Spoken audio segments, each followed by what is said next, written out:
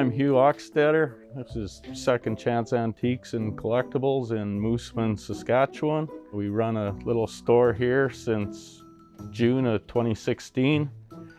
We got started in this business with my mother. Hi, I'm Rita Oxtetter from Second Chance Antiques. I'm co-owner with my son Hugh. And how it all came about was my stepdad had an antique store for 50 years in Melfort, Saskatchewan, and he passed away in February of 2016. So Mom inherited everything and I moved her down here and we found a store space to rent. I never worked in an antique store until I came here. My husband had an antique store, but I always worked out at the store. I never worked in with him except for auction sales. That was just my thing. I didn't want to be in the store, but I learned a lot after he passed away. His store was kind of like the TV show Hoarders, 5,000 square feet with little trails through it and stacked to the ceiling. You'd see him at auctions all over the place. He was one of those guys, and every auction has them, that if an auctioneer can't get a bid, he'd be the guy that would have his hand up and buy something for $1. I think for any auction store collectors, the biggest thrill is always the hunt, finding stuff and finding the deal. The building he had was probably 5 times the size of this one, and it was packed. But he just enjoyed the collecting, the hunt, as Hugh says. Friends of mine came over and said, "We know nothing about antiques, but we're willing to help you." I said, "I know nothing about antiques either. We'll work through it together." Without them, I don't know what I would have done. Auction sales at that time, antiques weren't selling for that great a price. Had a rental house in town, asked Mom if she wanted to move down here, found a store space to rent, and here we are. Selling antiques of just about anything you want, and if we don't have it, I take customers' names down and I go on the look for it. Items considered antiques are usually 100 years old. Vintage is 50 years old. And then of course you have your collectibles that could be any age from new to 100 years old. It's a nice little hobby, keeps me out of trouble. It's great to see all the people that come through. We've got customers from over in Europe have been in here, and lots of customers coast to coast stop in, especially through the summer months. When a customer comes to visit us, we try to keep a variety of a little bit of everything.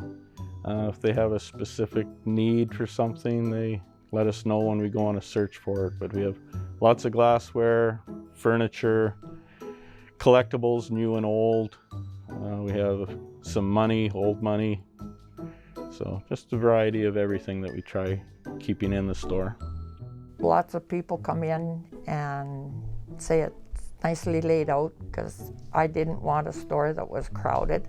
People come to the store, customers, I'd like them to come in and appreciate the work and effort going into the place, how we try to keep it clean, wide open, so they can have an experience and walk around, take their time, not worry about knocking something over, and just enjoy all the items we have in here.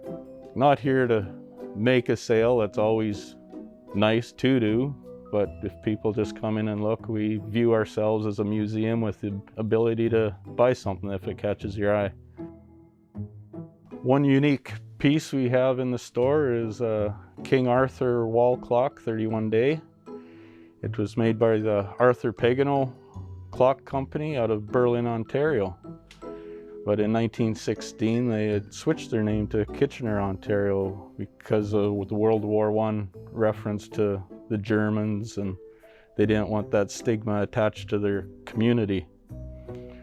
So it's a unique piece of history in and itself. Player piano we have in the store is another unique item. We have a cupboard full of player rolls to go with it. Still functioning. Pumps, bellows are all still good on it, surprisingly, after many, many years. My stepdad had the player piano in his store in Melfort. It survived the move down here. Whenever my sister used to go and visit him up there, he'd put her on his knee and play a tune for everybody.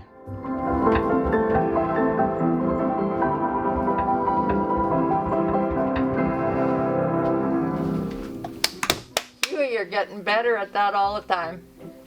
Practice makes perfect. Thank you.